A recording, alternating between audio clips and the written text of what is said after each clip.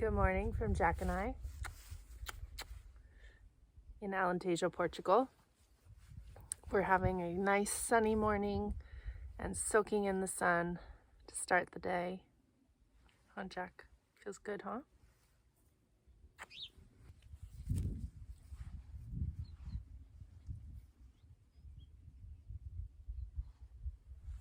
You guys ready to go for a walk? You want to go for our morning walk? Ready? Go? You ready? Go. Let's go.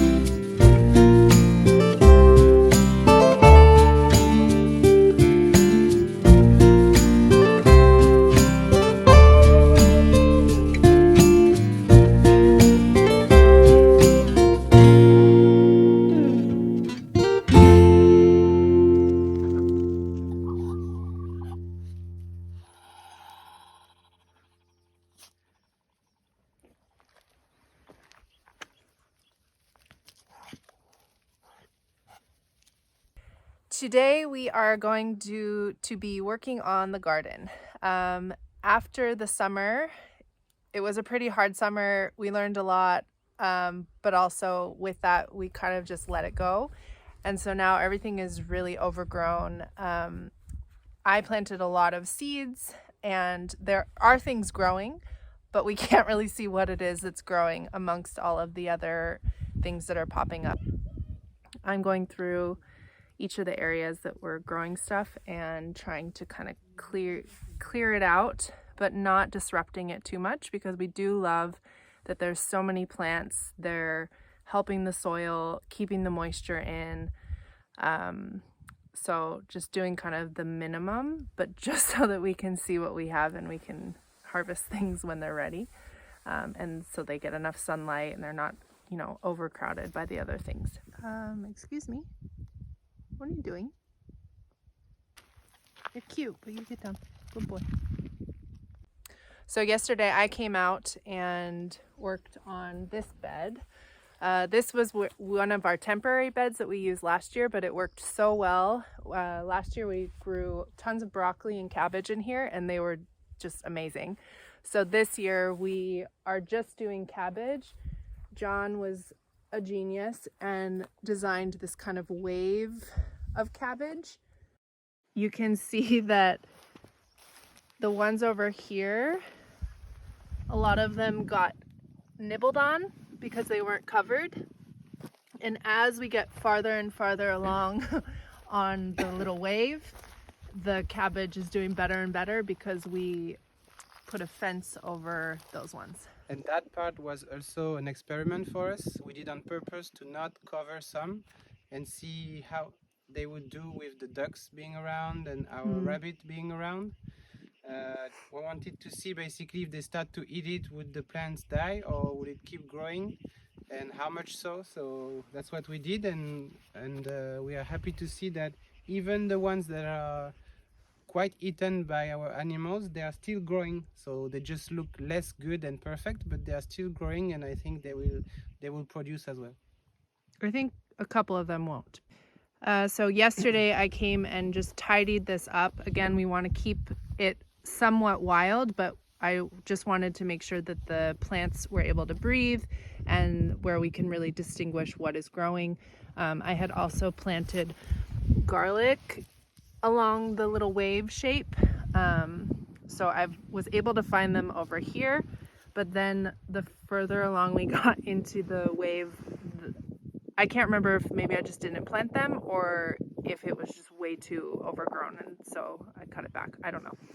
But anyway, so now we can really see the cabbages growing, and so we're done with this section. Also in here we have a couple little lemon flowers growing. So we're hoping that these will be future lemon babies. Oh, yeah. So beautiful. Yeah. We don't have any orange flowers yet because the 4 other trees in these sections are orange trees, but we are very happy to see the first lemon flowers that will hopefully give the fruits. Yeah. So the lemon tree is doing very well. It's been growing like significantly since we planted it last year, last fall or last winter.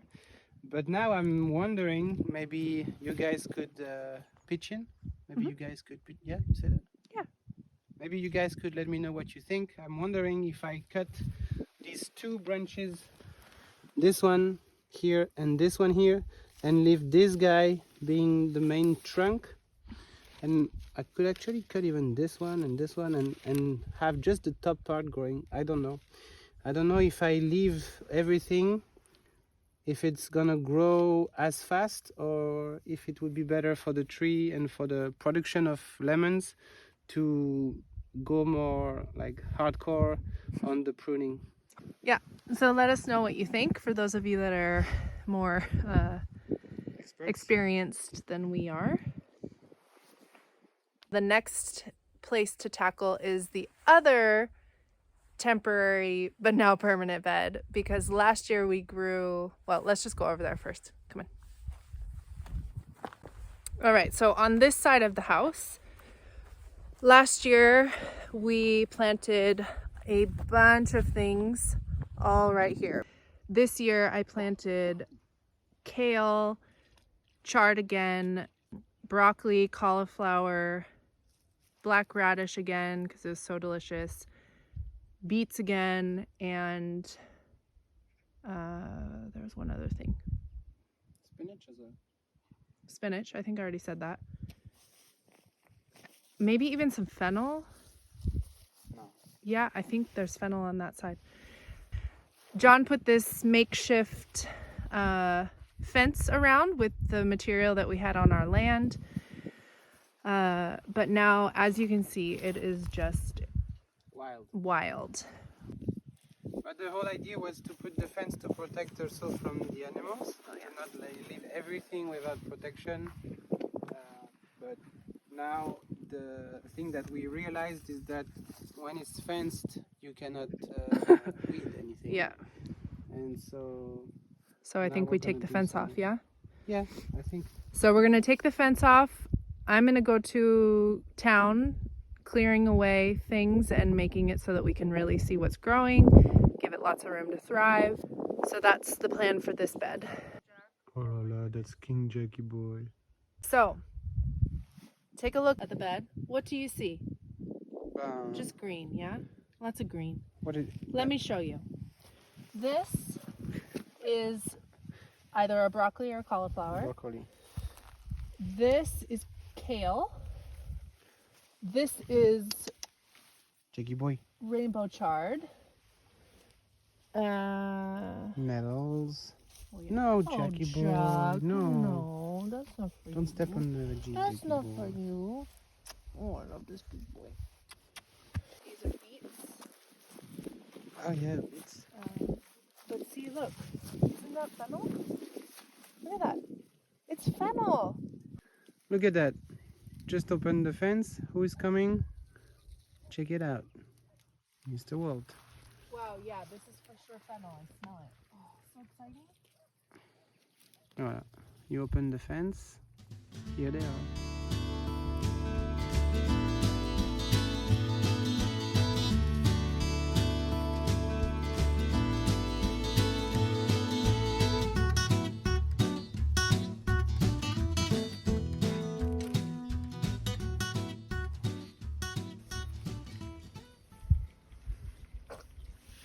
salt. You think you can just come and poop?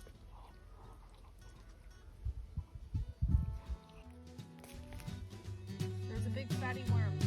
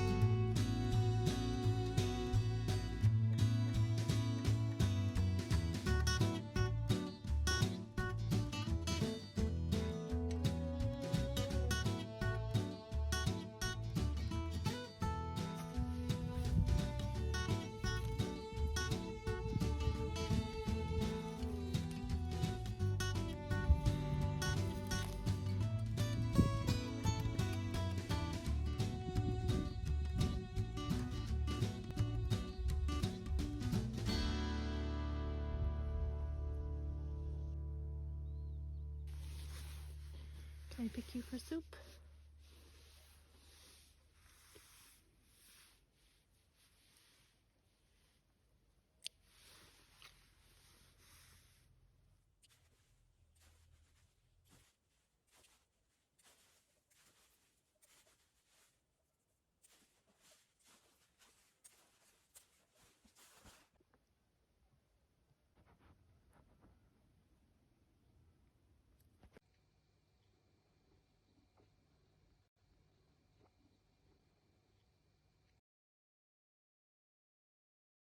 All right, there's the after. So chard, spinach, fennel,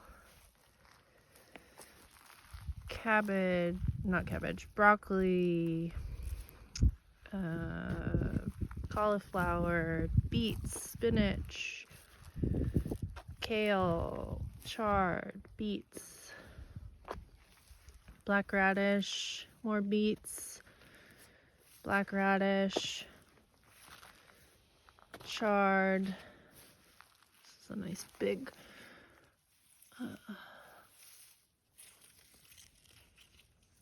rainbow chard. More spinach over there. Spinach, rainbow chard. The problem with the big grass patches is that they lift up so much that I cut some of it so that I wouldn't be lifting up the soil if it was next to plants that were already growing. So yeah, ooh, look at this black radish growing. You see? So it's not the cleanest looking bed, but you definitely see a lot more. So that is another project done for now.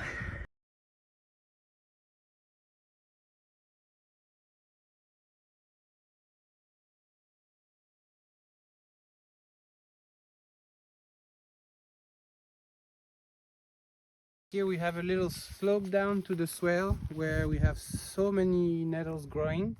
I want to trim that just so it's a bit nice to walk because it's right next to the house. But you are going to collect the... Yeah, I am going to collect all the nettles before he trims everything and make soup or something like that. Yeah. Let's go look at the last part of the garden situation.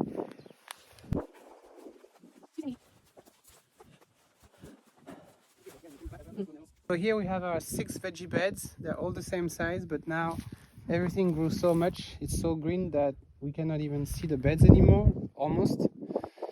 So I've been thinking for a long time about what's the best way to not fence them, but having something around the contour of each bed just to be able to see the beds and then grow in it and weed in it and whatnot. And we didn't want to spend any money on that, buying some of those blocks or anything. So I just thought that it would be cool if I did a little wall of canache, which is our giant reed. I could cut some and then cut them in small pieces that I just hammer in the dirt to make the little fence like that high, not more, around each bed. And that way it's free, it's organic material. It's gonna last quite a while because those giant trees are really resistant with time. Not for 10 years maybe, but at least a few seasons. But even if you have to replace one, yeah, we have tons of it. It's free resource that we have, like unlimited, because it grows back and it grows very fast. Mm-hmm. So I think I'm gonna try that idea at least on one bed and see how it is, because then the whole additional good point of that idea is that in between we can put some of that dirt that we got in order to level that part of the veggie garden, because right now you might not see it, but there is a slope down from here to there. It goes really down, so anytime we have a big rain event, there's a lot of soil going out, and we want to stop that by first at some point doing a tiny little wall that way, and then leveling the veggie beds with some of this dirt. Yeah. So I feel like that's part of the reason that we also kind of, well, at least I speak for me. For sure. Yeah, for sure. It's part of why I kind of stopped working so much on here, because once we got the delivery of the dirt, I felt like, well, I don't want to plant a bunch of stuff for the ones down there if we're just going to put dirt over them. But I guess I didn't really realize that first you want to have the wall and then put the dirt. So for now we have this beautiful dirt hill. The kids love, actually. The kids love it though. They play a lot. So yeah. So for today, we're not really touching this because we're still trying to decide how much of it we clear. So this is the last little place. I already tidied this. I personally think it looked better when it was crazy overgrown, but at least everything now has some space. We have carrots in here, we have rouge matisse, we have nasturtium here, some zinnias. I left one beautiful mallow in there because it's just so beautiful. This, what was it called? Boldo? I think. Okay. Apparently you can use that as medicine. I've never learned about it. It smells insanely good. Oh yeah? Oh yeah. I love it. So strong. So yeah, more carrots. Cabbage, broccoli. A cabbage. A chard, another zinnia, rosemary. Oh yeah, and then over here, this is a lemon verbena plant that just, because there was so much else above it, I feel like it hasn't grown at all. So now I'm hoping that it's going to really grow. Well, folks, there's not a happy ending to this story. All of our broccoli and cauliflower plants in here got eaten by either panda or the ducks or both. So we're going to need to buy some seedlings. I'll try to plant the rest of the seeds that I have, but I'm thinking it's too late. But yeah, big fat bummer, big fat reality, amusing and depressing all at the same time. But I'll just focus on the fact that we have some fennel growing, because that is really exciting. We didn't have that last year, and I love fennel.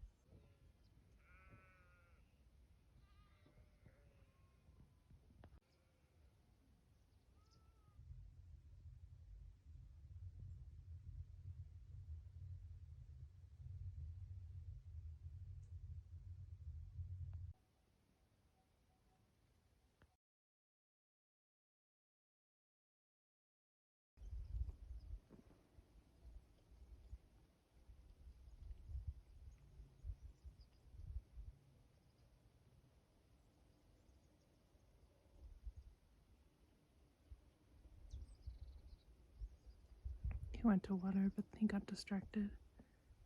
Pulled out his binoculars. Check what species of bird he just saw. This is the life of a birder.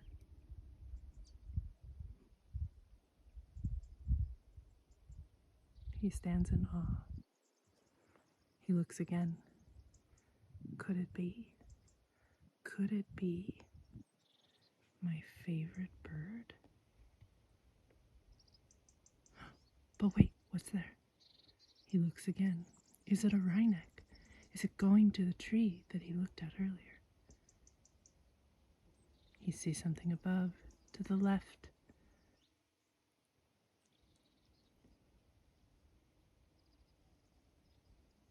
He's in bird meditation.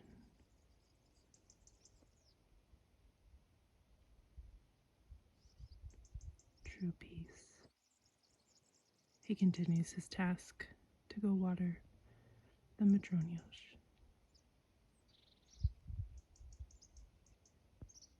This is the life of a birder.